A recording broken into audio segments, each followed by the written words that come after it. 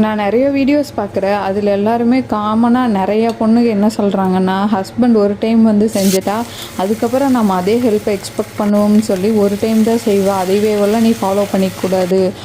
அதாவது நீங்கள் அதைவே நினச்சிட்ருக்கக்கூடாது ஹஸ்பண்ட் வந்து ஹெல்ப் பண்ணுவார் அப்படின்னு.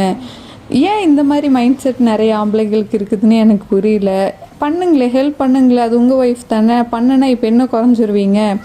அவங்க நீங்கள் ஏர்ன் பண்ணுறக்கு எவ்வளோ விதத்தில் எவ்வளோ பொண்ணுங்க வந்து உங்களுக்கு ஹெல்ப் பண்ணுறாங்க.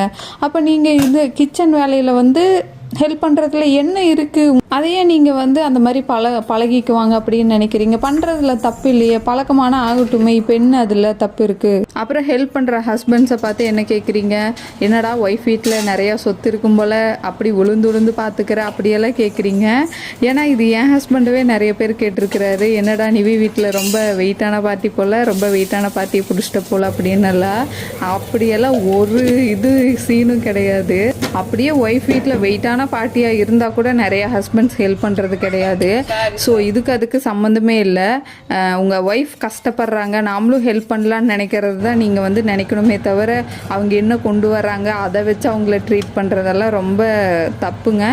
இது நிறையா பசங்க வந்து மாற்றிக்கணும்னு நினைக்கிற இந்த மைண்ட் செட்டை. உங்கள் வீட்டில் ஹெல்ப் பண்ணுவாங்களா உங்கள் ஹஸ்பண்ட்ஸ் அப்படின்னு சொல்லி கமெண்ட் பாக்ஸில் கமெண்ட் பண்ணுங்கள். பாய், நாளைக்கு பார்ப்போமா.